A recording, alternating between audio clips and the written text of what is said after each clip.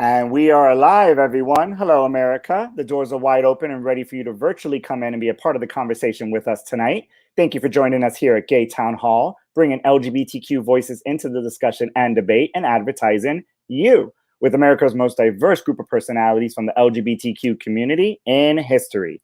I'm your moderator, David Quiñones, also known as the Social Club Butterfly. I serve as the executive director of my own personal nonprofit organization, GVSC Gay Vista Social Club, here building friendships across South Florida, as well as the director of community and business outreach here at Happening Out Television Network. Because if it's happening in the LGBTQ world, it is happening out. We here at Gay Town Hall want you to join the conversation with us live every Thursday night at 8 p.m. as we broadcast to you on Facebook and YouTube, and start following us on our newest platforms, Twitter and LinkedIn. Let's get tonight's discussion and debate started, America, here on Thursday, April 1st, 2021. Welcome, everybody, to Gay Town Hall.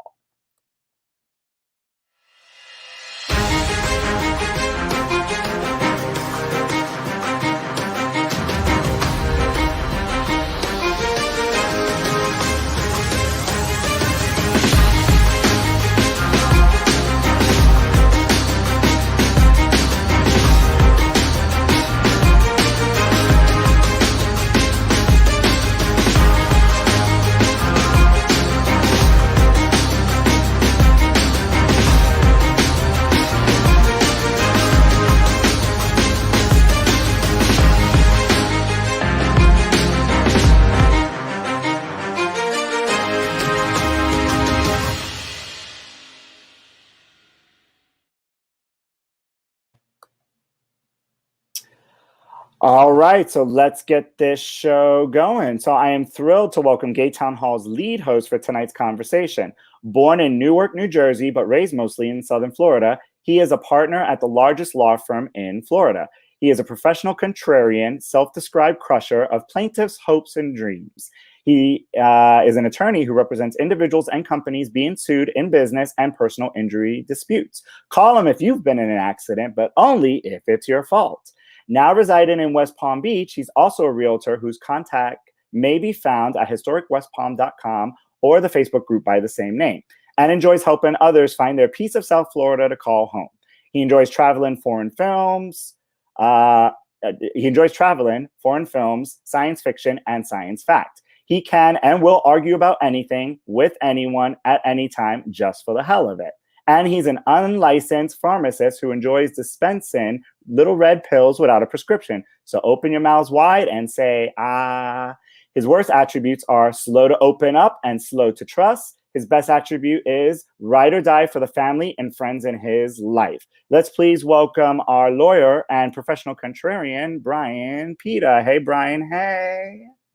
I can find you. So, happy to be here. A little nervous, my first time hosting anything like this, but in terms of what's on my mind this week and perhaps setting a tone for how I am as a person and how I see the world, I've been thinking a lot today, talking with friends a lot today about how things are changing in the way politics are described and politicians referred to in the news these days. So, for example, the way it used to be kids in cages, we're now dealing with overflow migrant facilities. Just little things like that seem to be the way things work now that there's a Democrat in power. And it's just something that I think is pretty egregious in our society today. And maybe there needs to be a difference in the way that people approach those kind of things. All righty. So I'm curious, it says that you're a little slow to open up. Would you like to kind of open up more on the opening up for our audience? Yeah, so I'm not exactly the most outgoing person. I'm not going to be the social butterfly that you are. But I think that if I'm the butterfly, you're the moth? The moth, the caterpillar. Yeah, more, that's probably the caterpillar. But okay. So if we groom you and prune you and throw some color on you, you're gonna emerge as a beautiful butterfly out of the. I promise I get more interesting as you get to know me. But right. I'm usually standing back and observing first. So. Well, these boys are gonna test your water, so to speak. So let's go ahead and meet the rest of our hosts here tonight. And in honor of the way that we do this each and every week, we're gonna find out what is on everyone's mind. So in just 30 seconds, good or bad, please tell us what is on your mind. And because tonight's theme is based on the Holy Week, what is your favorite Easter moment? So with that said, let's welcome our first guest. He is our non-culture identity from Sawmill Camp and Resort. Let's please welcome John Holt. Hey, John. Hi. Good evening, everybody. What's on my mind? Several things. One, it's softball jocks Easter weekend here at Sawmill, so I'm looking forward to that. Gun control is on my mind. More shootings, which is sad, and it seems like the same thing over and over. Can't we find a response to this? And then COVID variants, and how deadly are they? Do I have to worry about that kind of stuff? So my mind's all over the news. My favorite Easter moment, when Jesus rises, I guess. I don't know. I love eating chocolate, but I'm not sure how religious that is. So you like to see Jesus rise while eating chocolate at the same time. There you go. I love it. All right. Well said. Well said. Up next, our next host, he is our gay Asian pop star. Let's please welcome everyone's favorite Randy Boo. Hey, Randy. Hi, guys. How are you guys? What's on my mind is I'm glad I got my vaccine not too long ago. I'm glad COVID's going to be over soon. Can't wait to get back into the norms where we don't have to wear a mask and everything. But my favorite event would be hiding the eggs from my because you could kind of make it as challenging as you want. Then you could put it anywhere. They have to find it. And Randy, what is your favorite place to hide an Easter egg? So we get a little hint next time we're on one of your hunts. In my mouth. Just kidding. No. No, just, I don't know, put it somewhere where it's obvious where the kids can't find it. Oh, you're talking about an Easter egg hunt for kids, not for the guys on Wilton Manors Drive. Oh, yeah, no, I'm too far from there. If I was there, maybe. All righty then. Thank you, Randy. Up next, we have our actor and drama queen. Let's please welcome Rossaroni Paris. Hey, Rossaroni. Hey! How are you? We are so much more fabulous that you sang some gospel for us. Stop. What's on my mind? My friend Jim just got admitted to the hospital for complications due to a cyst. So if you anybody out there who prays, please pray for Jim. But my favorite Easter tradition is it's a variation of an Easter egg hunt where you hide and the eggs find you. And they're uncooked. You just throw them at each other, It's fun. Now, are these eggs colored or are they just, plain white? Are these brown eggs? Straight from the supermarket. Not even cooked. Not even hard boiled. No chickens attached. No, just violently thrown Easter eggs. It's a messy experience. I've got some PTSD left over, but all right. Rossaroni will be here all night, folks, all night. Next up is our Progressive College English professor. Let's please welcome Dr. Ty Hauser. Hey, girl, hey. Hey, girl, hey. I think what's on my mind is Rossaroni covered in raw egg at the moment. That's disturbed me in a way that I haven't been disturbed in a while. Well, if you check my OnlyFans, you won't I find did. anything.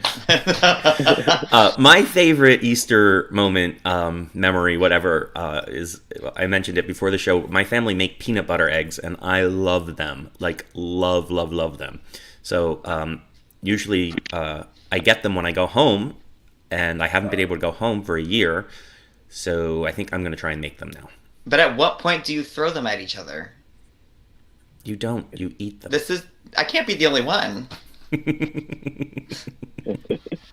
Listen, go visit, after you go to church, Rossaroni, on Sunday, Ty's going to throw a nice brunch. He's going to explain everything and show you how the game works. Yes. Oh, okay, fantastic. Yeah. Okay, perfect. I'll be hiding with the eggs. Where did Ty go? And now we have a few special guest hosts joining with us tonight. Up first, he is a business strategist, and I'm going to let him tell a little bit more about himself. First time here on Gay Town Hall. Let's please welcome Cal Gajraj. Hey, Cal. Hey. Hi, everyone.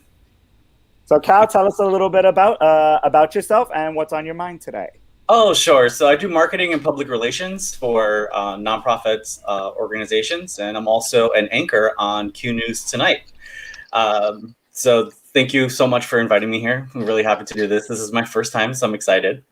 And what's on my mind? Actually, it's April Fool's Day. So I've actually been enjoying all of the April Fool's jokes that everyone's been posting on Facebook and Instagram and Twitter. And for Easter, I don't really have a tradition for Easter. I remember as a kid, like our Easter tradition, we used to make kites and go and fly them at the park. So that was kind of like a childhood thing that we did growing up. But that was just about it. But wait, if it's April Fool's Day, Rossaroni is not the Easter Bunny? I'm not? This is something, you can't just drop this on me now. It's all a I lie. have so many people to apologize to. April Fool's. Anyway. So it wasn't eggs. It was. And our final guest host, their first time as well, it's DP, double the pleasure, double the person. They are the owners and founders of the House of Trouble. Let's please welcome Hector Castaneda and George Zambrano to Gay Town Hall. Hey. Hey. How's everyone doing? So tell us a little bit about yourself, House of Trouble, and what's on your minds today.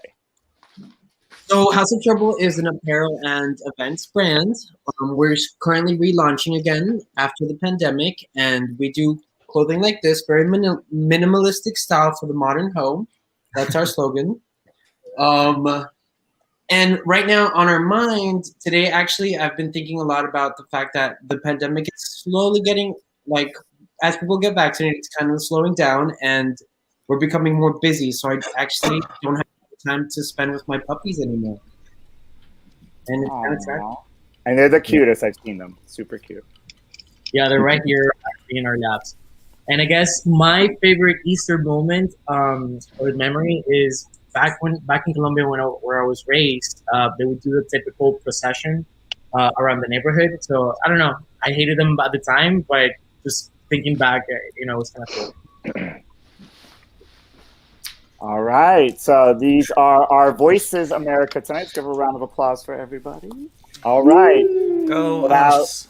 Yeah, snap, snap, snaps. Or in honor of the Holy Week, raise a glass of wine, throw a piece of bread, whatever you feel like doing tonight. All right, so let's get this show on the road.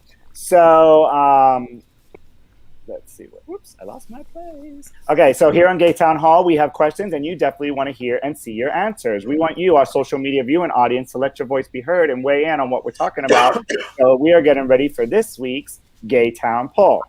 So there's going to be a slight delay with the poll, but the poll will be up. So don't worry if you don't see the link up in the episode. You will be able to vote before the end of the show. So tonight's poll is all about Easter, and it is what is the top place to celebrate Easter? And our choices are, there is Argentina, Greece, and my computer's freezing. Great.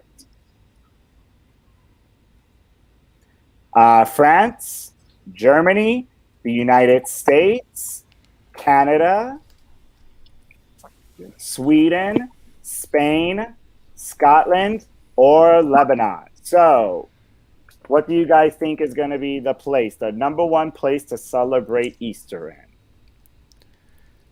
My bad. Hey, everyone's like, there's Jerusalem. I don't know. Who travels no, the other side of the world for Easter, though? Like, I was expecting The Holy Israel or Week is a Jerusalem travel- in it is there. a tra- I it is can't a believe travel Lebanon went in there. What the heck? yeah, like You're gonna want to go right to the source, right? If you have the means, go Yeah. straight to where it happened. I thought they'd be like, we're the best place to celebrate Easter. Hunters, Alibi. Mel. I didn't realize people traveled for Easter. I mean, I guess living in South Yeah. Florida, we're used to Are you spring breaker. kidding me? Yeah, I used to work in retail. This is like the week. Everybody spends money in the mall. This is the number one week outside of Christmas. Yes. but to travel, Yes, they travel, specifically South America. They all travel here Oh wow. just to go shopping and on vacation. oh yeah, they're probably at the Sawgrass Mills Mall. They're the ones buying luggage and like filling it up and sending it back. All right, so stay tuned at the end of the episode. We will find out which place in the world is not Carmen San Diego, but what is the best place to visit and celebrate Easter. All right, so let's get our show going and start with our first LGBT topic of the week. So this week deals with the theme of the Holy Week, and we are going to be reading into the verses of Brian. So our first verse is on lifestyle and cultural. Brian, verse 1.1. I'm not even that religious. I don't even know how you say it. 1.1. They wandered the desert for 40 years. And Brian is going to take us through our very first topic. So, Brian, take us away. Wow. The verses of Brian sounds like a Monty Python movie, but Oh my gosh, that's so true. so the LGBT population travels more than the average American in any given year, and of course, everybody's travel plans were cut short last year because of the pandemic. With the light at the end of the tunnel approaching, however, what are the places that LGBT travelers are going this year? Are the old favorites still hot? Are there any alternatives that are rising in the world? How is LGBT travel evolving just in the past 20 years? So personally, I always like the old standby. Every month, actually April, I go every April for my birthday to Key West. I stay at Island House. I don't stay anywhere else. It's my safe place. And so that's what I love to do. I like that atmosphere. I like traveling to places where there is gay tourist infrastructure. And in fact, I always look for it whenever I go anywhere in the world. So personally, that's my opinion. I think Key West is hot. I've never been to P-Town, Fire Island, any of those kind of places. I feel a little intimidated, really, but I feel like I would like to go at some point to the place like that. So I want to know where do you guys like to go, and where are you planning on going? All right, guys. So you heard it here first. We're going to do this first, our quick fire round, 30 seconds for everybody around the room, and then we're going to open it up for open forum. So with that, let's start with Rossaroni, because I want to know what Rossaroni did. So, Rossaroni, why don't you tell us about some of your favorite holes in the wall places that you like to go to, and your thoughts on the travel industry. Ready? And Favorite go. holes in the wall. I can tell you some of my favorite restaurants around me are Howley's. It's pretty much diner food, but damn, it's fucking good. What else? Jackson's Ice Cream in Dania. I don't know if there's like really gay places to go, but it's the food, you know? I have no plans to travel because I'm poor. So I think the best I could probably do is maybe go down to like plan a weekend at in the Everglades or something. I don't know. Find a crocodile and befriend him, and inspire a book. I don't know. That's all I have. Thank you and good night. Thank you and good night. All right. So confused. Hi. Well, so I usually operate on a schedule where I'm only in the country for about 6 months of the year because I do my teaching gigs around the world, and I'm usually gone for about a month at a time when I do that. But really, what I'm looking forward to is going back to the place that I love the most, which is London. I've got lots of friends there. I've got places that my favorite haunts, as it were. So I can't wait to get back to London. But in terms of LGBTQ travel, if we're not all going to China, I'm not sure where else we would go. No, crickets? Why are we going to China? I think like that's the last place I'd want to go now. In fairness, I think there are going to be new hotspots develop. I think that the old standards will be there, but I think people are going to reach out and try new places that maybe they didn't expect before. Alrighty then, Randy, talk to us about LGBTQ travel. I don't know. I think our community likes to travel. During the pandemic, it seems like there's a lot of new things that came out that, we discovered that, we could do it this way. But most likely we're going to find a new place to party, new place to hang out, new gay spots, the old spots might still be good, but I feel like we're in the right path of our evolution as an LGBTQ community. But yeah. And any places you would want to go to? I would want to check out Japan, or actually like all the ancient structures, like the Machu Picchu, possibly the ancient, the pyramids. All right, John, you're up. Travel. So I plan to go down to Key West and stay in Island House this summer myself. I'm thinking, since the pandemic is sort of ending in summer, that most of the travel that we're going to see right away is going to be summer style travel. Maybe Ibiza will kick back up and all the big summer party places will hit big now that people feel a little bit more comfortable. I'm hoping cruising will come back online. Yes. Gay cruises are a blast. And so, that'll be, I think a lot of people will go on gay cruises. So that's probably where personally, I'd like to head over to Southeast Asia myself, go to Vietnam and Thailand and stuff like that. I'm not sure how much of a gay destination that is, but that's personally what I'd like to do.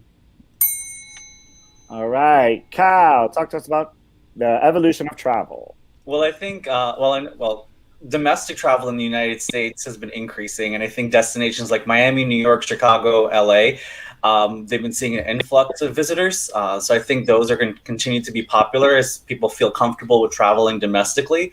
But I'm actually interested in traveling abroad. I can't wait to travel again to Europe, or go to South Africa, or go to the Far East. Right before the pandemic started, I was in Italy and absolutely loved it, and got to spend Christmas in Rome and New Year's in Paris. And I can't wait to do that again. All right. Nice. House of Trouble. I know you love to travel. We do. We're travelers for sure. One of the things that we're excited about after the pandemic is Southern Decadence in New Orleans. We had been going 3 years in a row. Last year would have been our fourth, but obviously COVID happened. So we're excited to see that open up again. What about you? That's definitely one of the hotspots that I'm hoping is still going to be hot this year. And then my other is Key West, staying at the Island House also. I love being in the hot sun, so anywhere that it's hot and nice, that's where I'm at. Yeah. All right. So now that we got where everybody wants to go, open forum. So let's talk about the evolution of, once vaccines are all given out, pandemics kind of, hopefully coming to an end. What is the evolution of LGBTQ traveling, and how is it going to look different than what it used to look like before? Whoever wants to start. I'm not sure it's going to look any different. And I think that young people have been going ahead and doing what they want during the pandemic. So they've been going to the parties and all the special things. So it's going to be the older gays that are going to be feeling like they can get out and about. And so, I think you're going to see cruises take off like crazy. Well, John, to your point, I think the older community, that's the community with money. So that's what's really going to bring travel back. The young kids, the kids today are doing their little parties that that they shouldn't have been doing all through the pandemic. But once more reasonable, mature men like myself am allowed to go out, it's going to be money. You're laughing at mature? Yes. Or reasonable? Razzaroni, you missed it. April Fools. Fooled me again. So Ty, do you think places that were the LGBTQ hotspots to visit, do you think they're going to still hold those titles, or new places are now going to be able to open up? No, I really think that people have spent a year thinking about, oh, do I really want to go back to this place, or should I maybe try and branch out and find a new spot? So I think there are going to be new places open up. I really do. There's a good chance they may go back to their old spots, but then be like, okay, this is not exactly as I remember it, so I'm going to go create some new magic someplace else. I think what's going to happen is that, everyone always talks about, they've always wanted to go to a certain place, and now that we weren't able to go in the last year, I think people are going to make a more concerted effort to be able to do that now. Everybody's going to go wild. Gays gone wild. Yeah. Yeah, I think travel dollars are going to come back into the market very quickly. People are not going to let the time pass. Is travel, you think, the number one thing on LGBTQ mind right now? Outside of politics and things like that, like travel is the number one thing that everyone is. I think so. I mean, for people who have disposable income, for sure, they've been locked down for a year. And that's pent up travel. There's going to be a lot of travel hitting the market. I don't know how quick it'll go. It'll depend on what governments say and how countries let you in or out. But for sure, once cruising opens up, I think that's going to be huge. I've been cruising all through the pandemic. And for the poor folk with no money, what are they doing? Where are they going? I guess they're going to all over. They get grinder. The flights are really cheap now. If you go on some of these airline websites, when I scroll down my newsfeed, people are buying up tickets to different cities across the U.S. and from Spirit to Southwest, the JetBlue, they're all have very cheap airfares right now. Yeah. Don't forget about Mexico. Mexico is nice and cheap, and they've got some great gay destinations. Yeah. Oh. And just really quick, because we're almost at the end of the time, and then I'll let Brian do the final thought. This whole notion of almost like what are they calling it? The vaccination passport that you basically need in order to get in certain countries. Do you guys think that's going to affect travel or help, or anybody have any thoughts on that? I think it's definitely going to affect travel. I know there's certain organizations that, like Royal Caribbean has already stated that you're going to have a vaccine passport in order to board the ship. So I think that's going to be a big issue for a lot of people who don't want to get vaccinated. Yeah, I'm thinking that disposable income gays are probably vaccinated. They were probably the first to be vaccinated, and they're going to have their card, and they're going to go where they want. I feel like there's going to be gays all over the world after the vaccine. They're just going to be spreading all the gayness all over the world. I mean, in that case, there would be a lot of new places opening up and to serve all the gays that are going to be traveling. Alrighty, so Brian, your final thoughts on LGBTQ travel and how it's changing, post-pandemic in the next coming months. Well, I mean, I just think, personally, my big trip for the summer that I usually take used to be, out of the country. That was my Christmas. That's what I look forward to all year round, what I planned for. It's what I loved. And I think there's a lot of people are in the same mindset as me.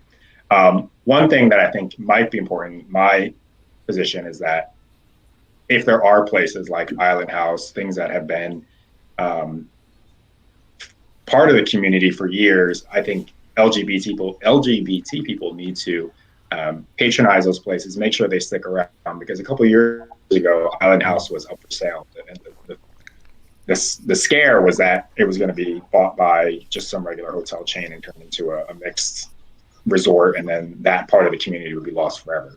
So I think that it's just incumbent upon people to use their dollars, of course, wherever you want to, but if you can, maybe try to help those businesses that have been there throughout decades to cater to the community, to make sure that they're there for the next 50 plus years. into the future. That's it. Alrighty then. So that is our first topic of the night. They won that it does it for 40 years. Give a round of applause. See, not too painful. So overall, everybody wants to travel. That is the takeaway I'm taking from all of this. All right. So our next segment is going to provide us with a few laughs and even some good side commentary. I call this the Rostaroni round. If it's happening in the news, if it's hot off the press and out is the new in, then it's time for our happening out headlines.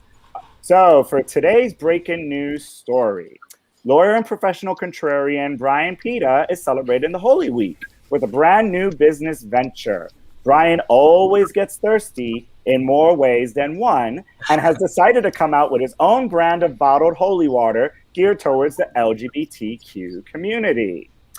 The new brand is called H2Ho, making anyone who drinks from the perfectly designed glass bottle, because he doesn't do plastic, will let you praise the gay all day, whether you're LGBTQ or straight. But to help market this new product, what is the slogan the ads and commercials will state? Well, you all get to decide. Finish today's headline. Brian Pita is celebrating the Holy Week with a brand new business venture, bottled holy water called H2Ho, that makes you praise the gay all day. The bottled water's advertising slogan is H2Ho blank.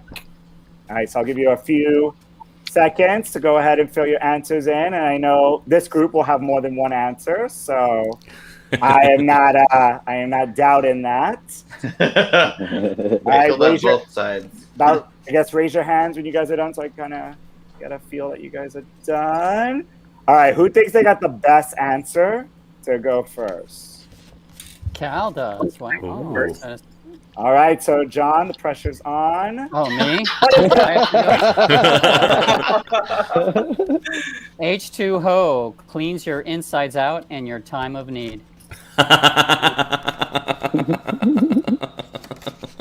All right, and so is there like a douche that goes with this? How do you know? In your time of need, I don't think you care how that works, as long as the neck of the bottle is shaped perfectly, which you claimed it was. So there you go. All right, Randy Boo, what is the slogan for H2Ho?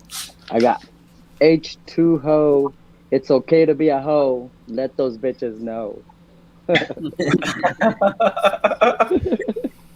All right, and who would those bitches be in specific? Whoever tries to act like they're not a hoe. Whoever wants to get loose. Oh, loose? No, we don't want that word in that phrase. All right. Hi, I feel you got a couple of options here. I've got. You're only getting one. It's H2Ho, beating your thirst trap into submission. Into submission. You know about submission, Ty? He knows about thirst traps. I do know about thirst traps. All right, Rosaroni, talk to us about H2Ho. An entire book written of these. Okay, so the first one, I think we have 4. First one is dive on in, the water's warm. Second is only purity from inner wall to inner wall. And let's see, there's if you've lost the top, at least you have the bottom. And purified by God and inserted in every hotel. Thank you. Wow. Wow, Rosaroni. Where can we buy this book of at every garage sale in what you call it? Hollandale. All right, I don't know. All right. I don't go to Hollandale. When we go to our local store and pick up a bottle of H2Ho, what's the slogan going to be? I'm going to go with for all of your homents. Oh, clever. Cheeky. All right, let's talk to who we got left. Our other set of cheeks here, Hector and George. You guys can give 2 answers now. Don't be shy. All right, I'll give mine first. That's fun to say, but H2O for a thirsty hole. I think Brian could appreciate that for a thirsty hole. All right. George? And mine is H2O, douche for the gods. Oh. He must have taken a sneak peek of the big D that's happening later on. Douche for the God. Now, before we choose a winner, Brian, how would you market your own product, your bottle of H2O? So this is definitely towards a specific demographic, but ball sweat of the gods. Oh. I feel like you and George are both drinking that same water, it seems like. Yeah, so that's why I think I'm gonna choose George, because that was very similar to mine. Yes! Good choice. We got a winner. George, hold up that oh, you didn't have the answer written, but how does it feel? The douche for the gods. I feel like I just won Snatch Game. Like, if you won Snatch Game, the answer would have been, who cares? But congratulations. You also have the slogan for a new shirt for House of Trouble. Douche for the gods. H2O, douche for the gods. I have one more as a rejected one, if I may. It's someone left the prolapse in the rain. Thank you. Ryan, that's a hard pass. That's a hard pass. Well, I mean, it was like a half season. It wasn't like a full-on hard. Ty is like, that's April Fool's. George is not the actual winner. Ty is the actual winner. Yes. My winning streak is over.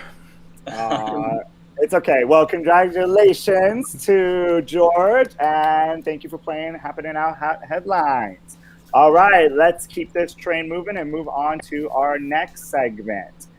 So my favorite segment of the night is a way to get our LGBTQ community involved in the conversation.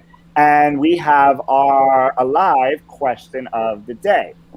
So every week, a surprise question is submitted specifically and chosen for and directed towards the lead host to answer. That person who submitted the video question will appear hopefully as a special guest and be invited to participate on a future episode of Gay Town Hall.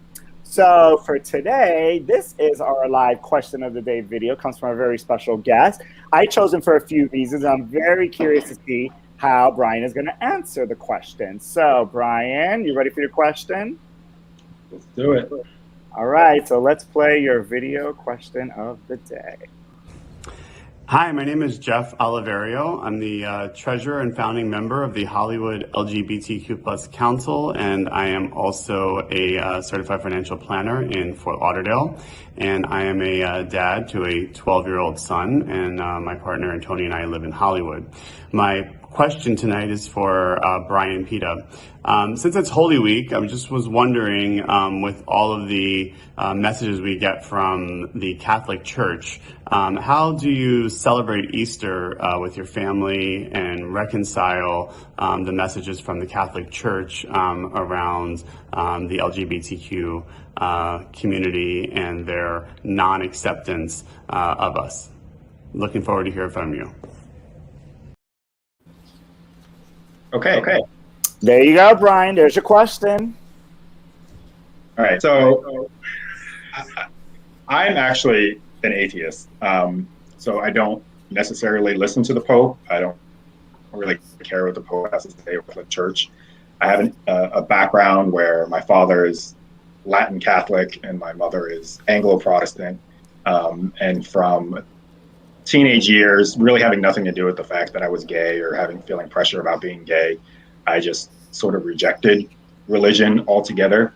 But I do appreciate and understand the cultural aspects of my religious upbringing, the Catholic traditions, what my mother brought and everything like that. And I think that religion, at least the cultural aspects, do have some importance in society still. So personally, Easter to me, again, because it really doesn't, I don't necessarily believe in the myths that go along with it. It's just a time for family, get together with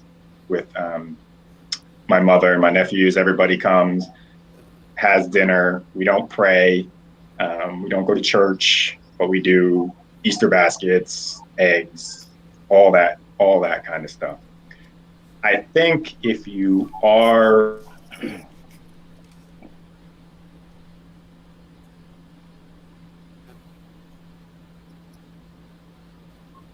Did he freeze? He's frozen. Let it Talk go, about Brian. cult closure. I need closure. You need closure on the whole, Brian, please. Why won't you love me? Oh, Brian, of all people, yours is a little. Well, at least he froze in a nice. Yeah, I mean, he doesn't look bad, does he? He looks like a it's- 90s Sears model. Years, come on. All right. Well, while we wait for Brian to hopefully unfreeze, let's give a round of applause for our video questionnaire, Jeff Oliverio. Oh, wait. And he got booted out. Okay, so he'll hopefully be back in just a second. All right, so let's keep this going and move on to our next segment. And we are on our LGBTQ topic of the week number 2. This is our business and political verse. Brian 2.2. How do you guys actually say it when it has the colons? Am I saying it right? 2.2? Genesis Genesis 1 verse 1:1, 2:2. Yeah. 1:1, 2:2. Genesis. Okay. Brian, Genesis 1 2. verse Colon. 12. It's Verse. what comes next is called the verse. Okay. The more we You know, ask the more me we about know. the colon, you put it 2 So it's, fingers in and you Brian. hook. It's Brian, book 1, verse 2. And a partridge in a pear tree. How do you know that Brian's verse? I don't know that we can assume that. I'm just hoping. All right. So I'm going to read because we're still waiting for him to get back in. So it is business and political. So while approximately 2/3 of Americans subscribe to some, and he's back. Let's bring him back in. Come on, Brian. Yay. Brian, you were frozen in Yay. time. Yeah. Yeah, I don't know what happened there. I don't know. What did you all The church must have heard you, and they stopped you right on that. Really? They silenced you. What did you hear? What was the last thing that you all heard? R. Religion. You were saying You were religion. saying you celebrate it. For you, it's really about family and togetherness, and then it kind of. Oh, okay. Yeah, it's about family. We do dinner. We do eggs, chocolate, all that, baskets, all that kind of stuff. So all the the non-religious, probably pagan or originated traditions, and that's basically it. And then I was going on to talk about how if you are a Catholic or you're growing up in a Catholic household, I know it could be difficult when you see someone who is a moral authority to you, like the Pope, say things, or your bishops or whomever say things that attack you as a person. But I'm not the one to really probably give advice because I'm a lapsed Catholic. I mean, I took 1 year of catechism and then told my mother, again, who wasn't Catholic, that I didn't want to go confess to the priest my sins. Probably saved me some heartache there. Just no big deal. So, I mean, that's just I find other moral authority, and you're gonna have to read. You're gonna have to learn and understand that these traditions can exist outside of looking to the Pope and your church leaders as guides for who you are as a person and what you're worth. It's the reason why Nietzsche said God is dead, because the moral authority can come from us. You stole my line. Oh. Well, but no, that's true. I mean, that was his entire point, that we don't have to look to something else. We will establish our own moral authority. We will establish our own identities. Yeah, and that's basically what this is. So he's in the next segment. He's asking that, right? Yeah. The last person I want to take spiritual advice or leadership from is somebody who looks like they came off the bad outfit week from RuPaul's Drag Race. I wear the same outfit every week. The Pope. It's the shoes. It's the shoes. Shoes, the red shoes. We already gave a round of applause while you were frozen, Brian. So thank you so much to Jeff yet again for his question. So Brian, take us through our second verse, business and political, a religion with no redemption arc. Okay. Sorry, I lost my place in the freeze. Hold on. Okay. So while approximately 2/3 of Americans subscribe to some type of religious belief, the LGBT community is decidedly less religious, with less than half, 47%, claiming to be moderately or very religious. But if secularists and atheists such as myself had hoped that declining religiosity would make for more rational politics, drained of faith's inflaming passions, we have been gravely disappointed, I think. As Christianity's hold has weakened in our society, and I think ideologic intensity and fragmentation has actually risen. American faith has now been channeled into political belief, and political debates have taken on the character of theological disputes. This is, in my opinion, what religion without religion looks like. And I'd argue it's even fiercer than average when it comes to LGBT activism. So will the quest for secular redemption through politics doom the American idea? Do you agree that politics is a new American religion for the a-religious? And how do we secularize, can't say that word, secularize politics once again? Is there a way to avoid a modern day secular version of the Irish Troubles in the United States? All righty now. So let's go ahead. Again, everyone's going to get 30 seconds. We're going to go around the room and then we'll open it up for discussion. So who wants to start us off and climb aboard Brian's art? I want to start. All right. No Noah here today, just Brian. All right, John, ready and take it away. All right. So to say what was already said, Nietzsche, when he said God is dead, that's what he was talking about. And what he was saying is once God has died, what's going to happen, right? Rational science came in, and the populace and society needed the traditions and what religion brings, right? Religion tells you how to live. Science doesn't tell you how to live. Science tells you what reality is. It doesn't give you guidelines that are easy for people to understand and traditions to follow. So it's a major problem as religion goes down as a guiding myth for societies and culture. It's a major problem, and people are looking for anything, and they're going to put their fervor, like you say, in politics and other things. But we need to find some overarching myth that we can all believe in that gives structure and an understanding on how to live. Otherwise, society, as we know it, is in trouble. All right, Cal. So I think with all of these, since it's Holy Week and for Christians, Muslims, and Jews, I think one of the things I think about is that all of these books were written over time to be able to tell people how to live, just like you were just talking about. And it was a way to control people and their behavior and, the outcomes.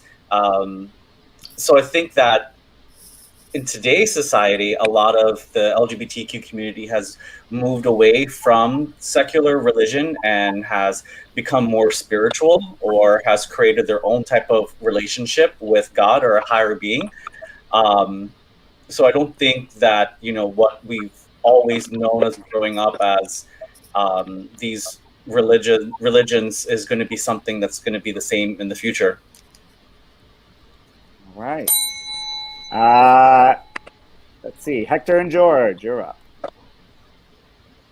So I definitely agree that politics is pretty much like the new religion, and that was very visible and notable, through last year's election.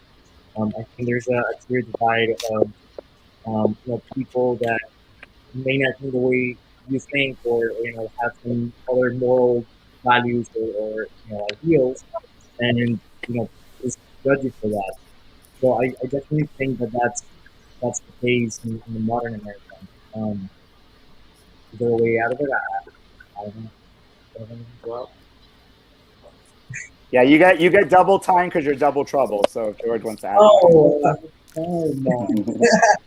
Well, I was kind of thinking about, I don't think this is separated from religion at this point, but again, I think that would be the ideal. I wouldn't say it's an American religion in a sense, because I feel like politics would be very separated from religion. Like, all of our laws and things aren't coming from something that's written in the Bible or something that's a belief of everybody. It should be more of what is being talked about in the moment by the people living in society. Like, not base it on some religious book or religious teaching from back in the day. That would be kind of idea of secularizing religion. All right, Ty. Well, okay, so in the 20th century, the idea that the personal is political emerged, and I don't think we can ever separate that again. I think that forever the personal and the political will be entwined. However, I heard, I think just today or maybe yesterday, that there are fewer people claiming to be members of a church or claiming to be members of a religion than ever before. And it's for the first time ever in American history that it's been more people saying, no, we're not religious, than people saying, yes, we are religious. So there's a definite trend happening in the country, and I think that's a result of kind of the personal and political coming together. Why do think that we have to get religion out of politics entirely, because anyone who talks about how we were founded on Christian principles, or how the founders of the country were, you know, these godly people, is wrong. First of all, the Puritans came over because they were kicked out for being crazy. And the whole idea of natural law is what drove the Declaration of Independence and the Founding Fathers. And that natural law is something that we have forgotten about. It's not a deity-driven law. It's a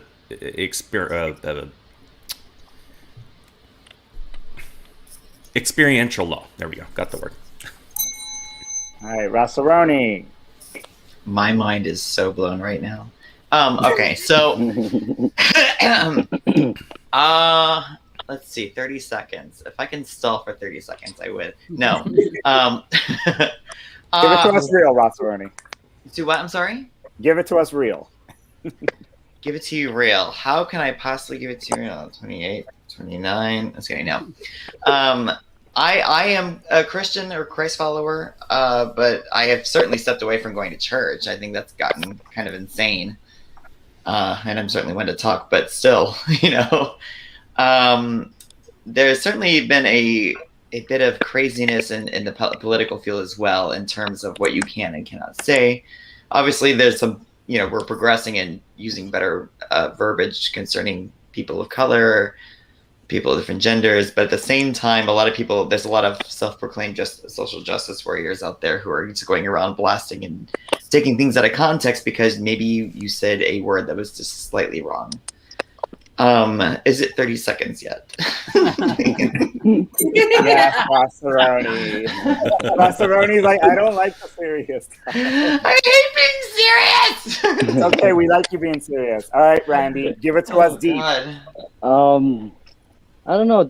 To me, religion is really.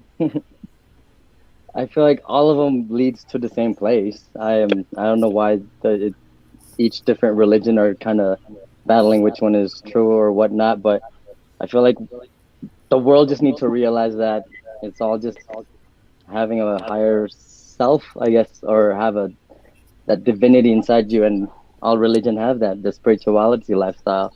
It's not just because they praise something different doesn't mean it's not true or what. I mean, it's all in our beliefs as each person in this world. It's in our belief. Whatever we believe in, it shall be. So, I don't know. I mean, we just all need to agree that it's love. So we need to spread. That's all. All right, Randy says spread it. All right, so now we have open forum. A little less than 5 minutes because we went over with the actual 30 seconds. So who else wants to take the floor? I'll be glad to get back. I would like to say that Western civilization is definitely founded on Christian principles, and they are woven into our culture deeply. Clearly, the United States was created from the Enlightenment movement, where reason was coming in to the forefront. And thank God, I mean, the Enlightenment has given us some great ideals. But still, deep in the culture is religion and Christianity. And what, you know, when those overarching cultural ideas leave us, this is thousands of years of learning that cultures and societies have done. We will splinter and fall apart if we don't have a myth or some set of ideas that help guide us on how to live a good life. And not necessarily don't steal, don't whatever. I mean, just, you know, what kind of ideal? How can you make your life? Who do you want to be like? Right now, you can be like Christ, and this gives you a place to focus and try to shoot for an ideal. If Christ is gone, who are you going to want to be like? Trump? I mean, come on. I feel like, No, I feel like a lot of. I heard a breath. Okay, no, it's one thought. It's really, really quick. I feel like there's a lot of people out there also giving Christians a bad, like a lot of Christians out there giving Christians a bad name, based on a lot of really, really judgy McJudgerson judginess. Thank you for coming to my TED Talk. Oh my God! Insert joke here. I can take one more quick comment before our final thoughts. Anyone want the final comment? Strategic. Come on, Ty. You know you want to. Well, so here's the only thing that I got. The progression of language is important in this discussion, and John, you brought it up because language and religion are tied together. In before the printing press and before lay people had access to written word, the idea of spelling something, S-P-E-L-L, came from witchcraft, because it was believed by the people that if you could read and you could spell, that you were somehow casting a spell. So it's a magical thing that you've done. And so once that came to the people, through the printing press, through whatever, and once then that extrapolated into the different translations of the Bible, which is the only thing that was really translated for a long time, or the only thing that was printed for a long time, that let the people feel that they were now able to cast a spell. And so our desire, and I'm not sure I agree with you, John, I don't know that we need to look to someone, but our desire to achieve more comes, in my mind, from an underlying belief in that we are the witches and the warlocks who spell things. Well, just to end that, I agree with that. Just to put a little spin on that, I would say that in China, they don't have a lot of Christianity. It's not the basis of their culture, right? They have Taoism and Confucianism. But you need a set of ideals that can permeate the culture, because if you don't have an ideal, people are going to make up their own stuff, right? Do you want money to be most important? What do you want to be most important? Politics, aliens attacking, Jewish lasers, what the hell? So we need some type of mythos, some type of system of ethical, moral guidance. Yeah. But I think that also falls into our just being humans. We feel when something's happened, where a situation where we have to decide what we want to do. We know what's right from wrong. We feel it. So I feel like even... Was Genghis Khan right or wrong? Genghis. I mean, he could be and he could be wrong. Right, exactly. I'll say dung, right or wrong. All right, so Brian, you'll get final thoughts on topic number 2. It's getting a little steamy and hot. Your final thoughts. So when I conceived of the concept, I was thinking, from my perspective, the way a lot of what now is progressive politics is basically a religion for people who often identify as a-religious. So a lot of conservatives are actually religious. They get their moral authority, and even their politics is informed by their religion. So what drives the moral compass of a progressive, and where it's based in rationality and debate and thought, I think it's something that can be respected and debated. But what you're seeing now, and what the backlash is, the wokesters, the far left, I feel like the way they talk about things, it's all religious. And again, because I bristle at all sort of religious totalitarianism, I reject it, I see the signs. I think that's where my own personal political perspective comes from, is that I absolutely flat out reject it, because I feel like it's creep of a secular religion into our lives, telling us what we can say, who we can say it to, who's allowed to speak, who the high priests and priestesses are, excommunication, and as the segment is titled, no redemption.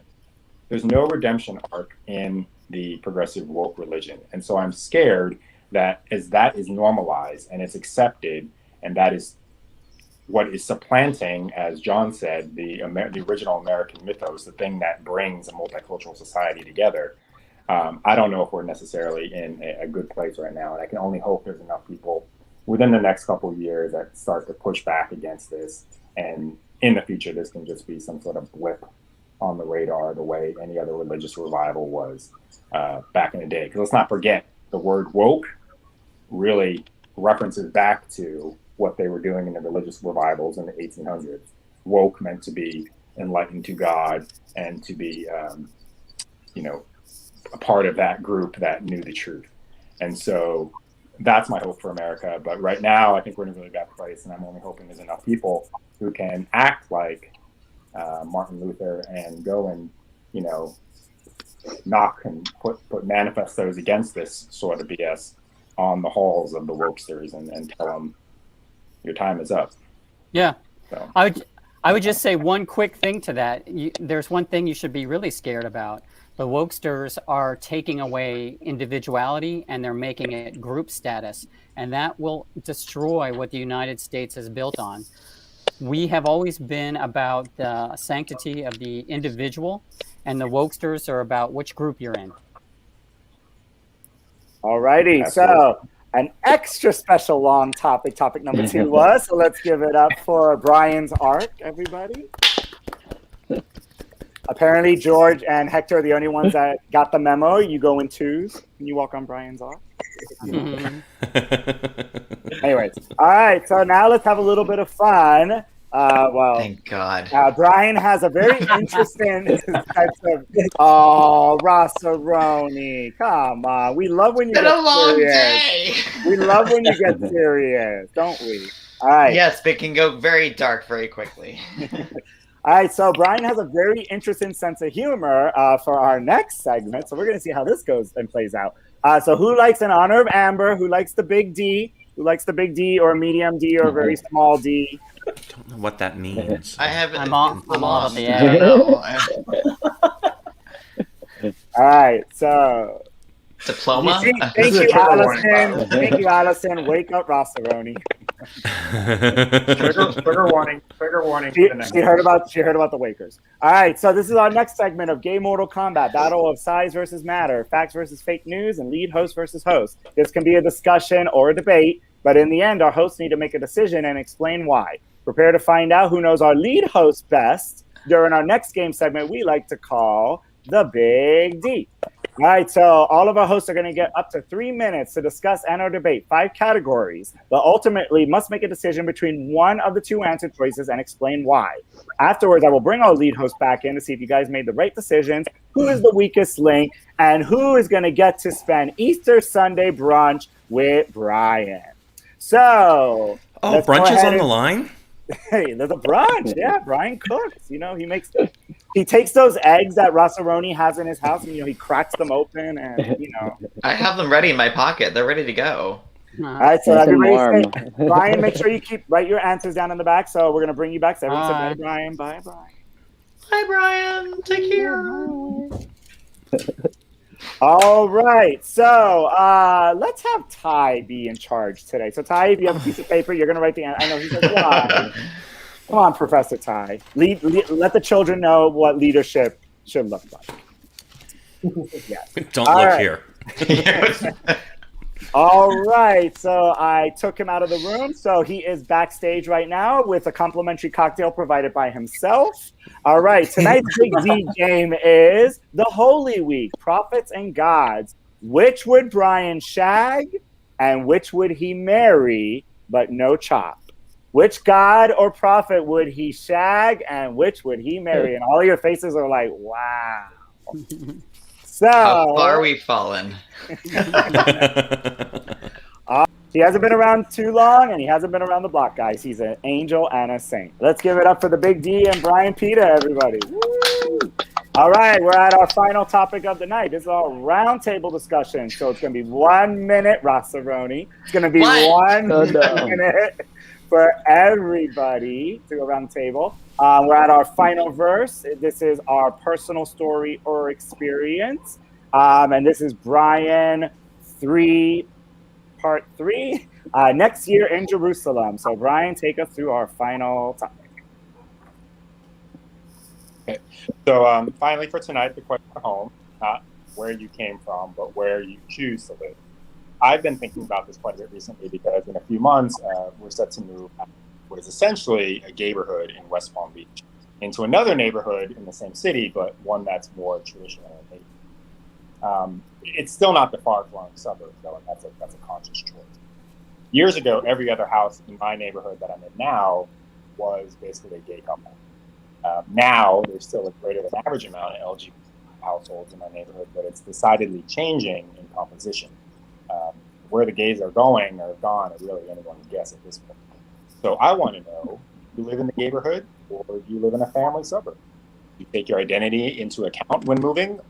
Why or why not? And was it a conscious choice to live where you do, or was it all about dollars and cents and, hey, I like this house? Because I'm a realtor, I like to learn about what motivates you.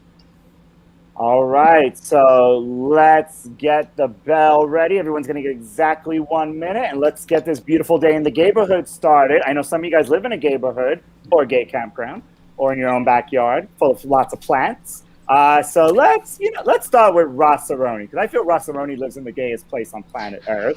So, Rossaroni, I mean, you enter my room. This is the gayest place you've ever been to. All right, we get 1 minute, Rossaroni, and tell us about neighborhood. Okay, so I don't think I live in a neighborhood. I don't know. I can't tell. Everybody on the grinder is just torsos, so maybe. I think this has the potential to, but there's so many problems with this particular development I'm living in that they call it luxury, but it's definitely not. But it's okay. It's not terrible, you know. I think if it was up to me and if I had the money, I would live in a neighborhood that still had was close to a beach, but I still had a backyard. I could do whatever I wanted, gardening. But I like the idea of a neighborhood. You know, I feel like a little bit more lenient for noise. Yeah. So I'm a singer. I'm loud. I'm very loud. So if you had the choice to pick up and move, do you feel you would move if you had the option and the ability to move to a gay central? Oh, absolutely. I mean, as long as it's not too far away from where not too far from where I live and work. I'm not going to move to the other side of Florida or 45 minutes away from where I live now. So, yeah, that's it. Alrighty. Ty, you live in a gay neighborhood. I do. These are the people in your neighborhood. In your neighborhood. So when that song makes me cry. when I choose where I want to live, I want to be in an urban core. So I don't necessarily think neighborhood or not. And when I first moved down here, I moved into downtown Fort Lauderdale, and I absolutely loved living there. But now that I'm kind of Wilton Manors adjacent, I don't think I would give up the neighborhood. If I could have an urban core that is a neighborhood, that would be even better. But I think the kind of security, I think the security and the I hate to say sameness, but the fact that I'm around others like myself makes me more comfortable. And Ding. He's like, ding. And do you think could other Wilton Manor neighborhoods exist or start in other cities around the U.S.? Do you feel like we need to have more of those? Well, okay, so the reason that Wilton Manors exists is the same reason why lots of places exist. It's regentrification, right? Wilton Manors used to be a trailer park. The gays moved in, they fancied it up, and now it's gay mecca. Same thing happened in what's that neighborhood in Fort Lauderdale? It's now full of soccer moms, but it was the neighborhood for a long time. But then the soccer moms decided they wanted to live with the gays, and they moved in, and they totally destroyed it. It has become now suburban central. Mm-hmm. So that's what's going to continue to happen. The gays are going to continue to migrate. Maybe this is a better question for the first one, where we spent 12 years in the desert, because the gays are going to continue to migrate around until, the soccer moms want to live with us. All right. Kyle, talk to us about neighborhoods. I feel you kind of live next to the neighborhood. No, actually, I don't live anywhere near the neighborhood. I grew up out west of the county in South Florida, and I lived in downtown. But when I chose to buy a house, I went to the west side of the the county as well, because I wanted land and I wanted to do the whole renovation and spend my weekends at Home Depot. So I definitely Are you when a I want to go on Saturdays, yeah. So when I want to go to the neighborhood, it's only a 20-minute drive. And when I come home, I get to live in my neighborhood, and I love living on, acreage. And you feel that we should have more of these neighborhoods, or is it more just about, becoming part of the norm and just mixing with regular neighborhoods instead of segregating into our own neighborhoods? I think it's just becoming part of the norm. I don't necessarily think that we need to have neighborhoods. The people that I know that live, like for instance in the neighborhood, there's so many straight couples that live there. So I don't think it's necessarily the gays are moving in, but I feel like they're moving out and they're buying condos, they're buying houses, they're buying property. So I don't think it's necessarily we need to live in the neighborhood when we can just visit. All right, let's do John Holt. Yes, let's all do John Holt. Oh, sorry. Well, I'm sorry, John, you weren't included in the Big D tonight. You're not a god or a prophet. I think when you're younger, what you can afford comes into play and how close you are to work. And then as you get older, you can make different decisions about who you want to be around. When I was in South Florida, I lived in the outskirts in apartments, and then I also, lived in Wilton Manors. In Wilton Manors was nice. When you went to the Publix, you would see other gay couples, and you felt very normal, right? You didn't feel like you were just one gay couple in a sea of straight couples. So it's a nice feeling. You go to Starbucks, it's all filled with gay people. You go out to the clubs, they're all walking distance. So it was nice. It was very expensive because a lot of people wanted to do that. So you had to be able to afford to get into the city.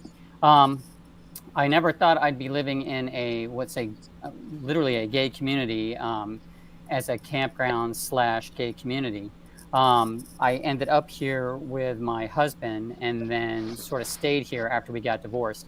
And I've got to say, as I'm getting older, I really like it. It's nice to know that you've got a lot of friends around that will have your back and that agree with your lifestyle, and there's no worry about saying something wrong or insulting somebody or anything like that. Not that gay people are the easiest to live with, but still having people who have a history like yours puts you at ease a lot. So yeah, and so having a fancy house isn't as important to me now as being around people that I like. All right, Hector and George. So we bought this place about 2 years ago already, and location was definitely a thing for us. Not necessarily the fact that it was a neighborhood, because we live on Edgewater, like around 5 minutes away from Wynwood, Miami. So again, like it's not a neighborhood, but it's a gay-friendly area. But that wasn't like a main aspect for us. It was the fact that it was, centered and like located near our jobs. And we are 10 minutes away from the beach, 5 minutes away from Wynwood. That's kind of like what we were looking for. But definitely see myself growing old in a neighborhood with you, of course. So I don't know. Thanks for clearing that up. By yourself. I think it's not officially a neighborhood, but I mean, on Grindr, everyone is 0 feet away. So it kind of feels like it.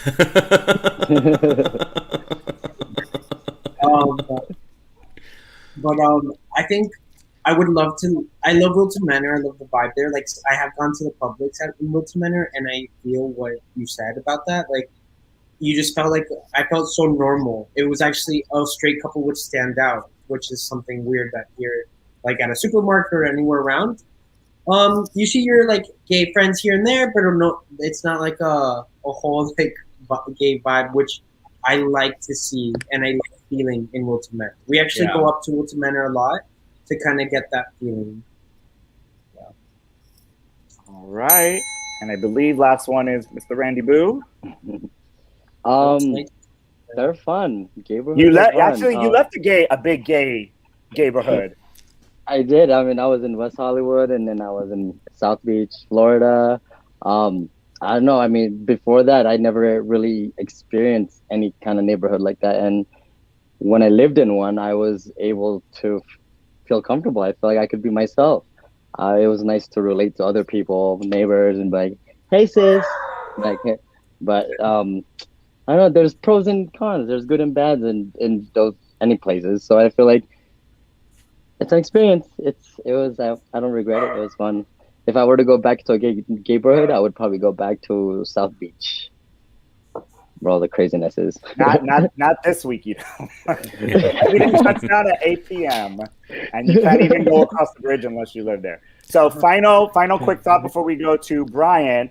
Obviously, there's a lot going on in the world with, LGBTQ and equality rights and everything. Does having a neighborhood create more separation, or should we really try to integrate? Any neighborhood could be a neighborhood. It's just about the people that live there or the businesses that open there. So I just want to get a quick final thoughts on that.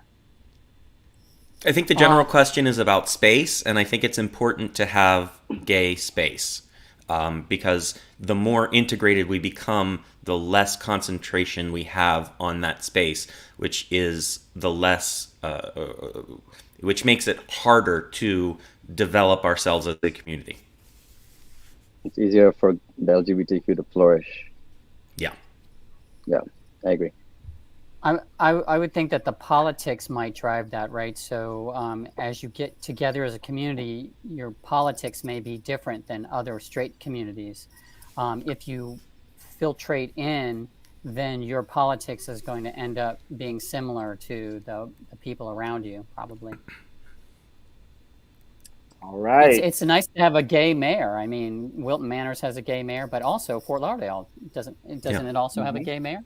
So, I mean, we broke the barrier by having gay mayors of neighborhoods, and now it's okay for mayors of a major city to be gay or whatever, ethnic background. So as you break that, we probably will start infiltrating if our politics becomes the same as everyone else's. I mean, would you rather live in a Democratic neighborhood or a Republican neighborhood? Is there anything to that? Or is gay culture so overriding that you want to live in a gay neighborhood? And with that, for our final thoughts, let's come to Brian for our final thoughts on neighborhoods. So, I mean, I think everyone has pointed out that everyone probably feels a lot more comfortable around people. You feel absolutely free. Whereas if you're in a mixed neighborhood or in a not mixed neighborhood and you're like the only gay in the village, you're about to moderate yourself. But I struggle with this question too, because I actually feel like it's more the gays that are really doing the hard work out there, changing hearts and minds, not the ones, walking the drag brunch every Sunday, but the ones who are living in suburbia amongst the straights with their partner and 2 kids and showing America writ large that these are gay people. They're not scary. They're not this, population out there. And I always, again, I'm not trying to be a hypocrite on this because I don't live in one of those areas, but I kind of think of it like the immigrant experience almost in my own family history. My father was an immigrant. They moved to the immigrant ghetto. Now none of my relatives live in that neighborhood, and they dispersed amongst the country. And I think probably for the better that way, than rather than living, as this distinct group, insular and not interacting with America at large. So I feel like it's a balancing act that gay people have to work at. But I'm all in favor. All righty then. That is our roundtable discussion round. Let's give a round of applause for topic number 3 and neighborhoods. All right, so we've come to the end of our show, but before we do, let's find out what city. I've already had people text me, why isn't Italy in the poll? Why isn't England in the poll? Why is it? I didn't do the survey, but those were the answers that were given and bestowed upon me, so you could take it up with them. It probably was, what did they say on the last show? Oh, it's probably some straight mom who said and came up with these godforsaken answers. Anyways, all right, so no pun intended. So we've come to the end of our show for our Gay Town poll to find out what is the top place to celebrate Easter, and what do you guys think is the one that pulled through? Greece. It's probably Greece. Yeah. I chose Spain just because I like Spanish boys. All right. Who doesn't? Let's find out and see. Hey. Greece. All right. So, for those of you observing Lent, the long slog of abstinence and reflection that also coincides with the last of the winter chill in the Northern Hemisphere will soon be over with the chocolate, feasting, and springtime blooms of Easter. This has come up with a list of the top 10 places to celebrate Easter. And celebration, what is the top place?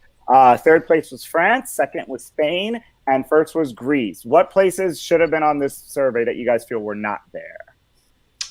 Jerusalem. But do you feel people are traveling? People would travel specifically there. You feel like tons of people are going there this week. Well, I mean, that seems for Easter that would be the place to go, right? I don't know. Okay, well, let's see. Not for chocolate. Let's see what the actual survey. Lamb chops are pretty damn good. I can tell you right now, Greece was not the number one answer in the actual poll. So let's find out what was the number one place that people would visit. And actually, when I saw it, I'm like, it makes perfect sense, and it's from the retail perspective, because this is the number one country that, you know, they leave their country, but people are actually going to theirs. So number 10 is Canada. Who wants to go to Canada? The U.S. is actually number 9. Oh, let's go there. Germany is 8. France is 7. Spain is number 5. Oh, I skipped one. Sweden. You got to get to Sweden. Sweden is 6. Spain is 5. Scotland is 4. Oh, kills. Lebanon is 3. Shakira. Greece is number 2, so it's close. So what does that leave left? What do you remember? Number 1.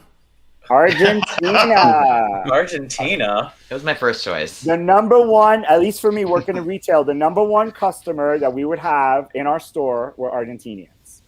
Oh. If you look at the malls, on Sawmill, Sawgrass, whatever, everyone's from Argentina because they leave their country because everybody's going over there. So it was no shock to me that Argentina was number one. But what are you guys' thoughts on that? I thought like Brazil would be on there because they have like the big Jesus statue. I mean, I wouldn't there to look at it.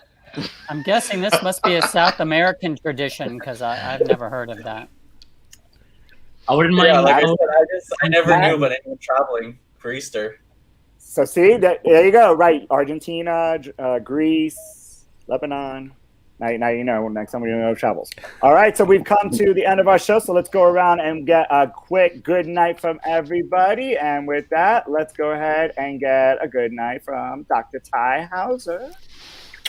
Peace out, bitches. Let's get a good night from John Holt. Good night, everybody. We got a little bit controversial, so we're getting back there. See you later. Thanks, John. We could always count on you. Let's get a good night from Randy. Bye, guys. Oh my God, Randy pulled a Rossaroni.